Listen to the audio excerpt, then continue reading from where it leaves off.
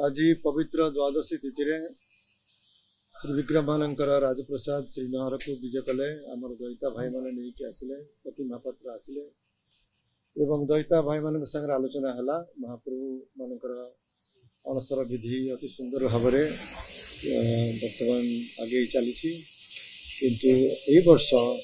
टिके भिन्न प्रकार श्री गुंडीचा यात्रार नीति निर्घंट होपण मान भी आगु कह सारी आमर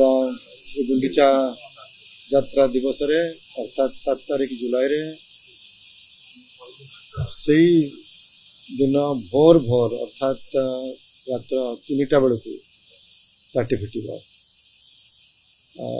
एवं महाप्रभुंकर भिन्न भिन्न नीति है कि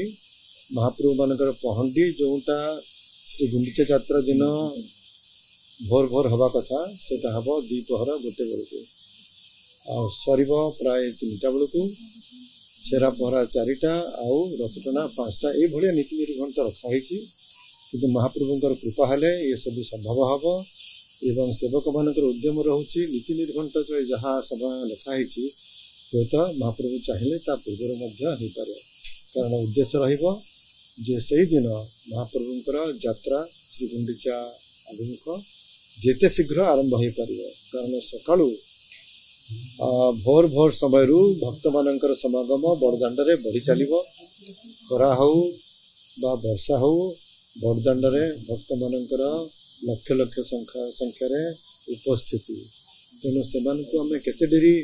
रोकिकी रखा तेणु महाप्रभुंकर दर्शन से पाइबे जिते बड़े महाप्रभु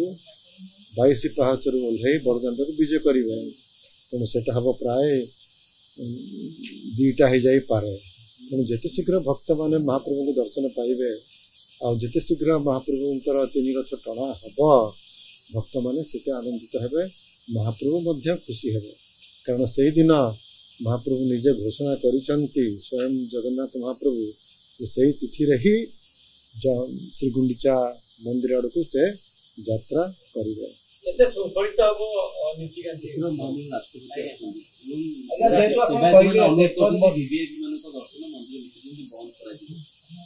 आमर मैनेजिंग कमिटी तो स्पष्ट निष्पत्ति जे जेहेतु आमर ताटी फिटिबो सही दिन श्री गुंडीचा यात्रा दिन भोर भोर फिटिबो जदि भक्त माने मंदिर भितर को प्रवेश करेंगे ताहले नीति गड़े हेबनी शीघ्र आ नीति शीघ्र नहले महाप्रभुंकर पहंडी ठीक समय हो पार ना रथटना ठीक समय हो पार ना आ बहुत असुविधा हो कारण आम जहाँ कहलु महाप्रभुंकर रथटना से श्री गुंडीचा तिथि अर्थात आषाढ़ शुक्ल पक्ष द्वितीय हवा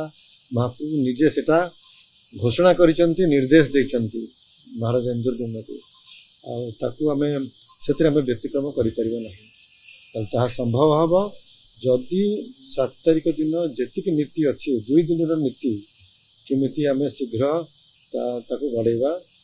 से संभव हम जदि मंदिर भितर भक्त मानकर दर्शन व्यवस्था यदि हम तेणु दर्शन व्यवस्था संपूर्ण ए वर्ष तार निषेध कराई दर्शन माने साधारण भक्त हूँ वीवीआईपी हूँ समस्ते गोटे स्तर में तेणु कौन व्यक्ति भक्त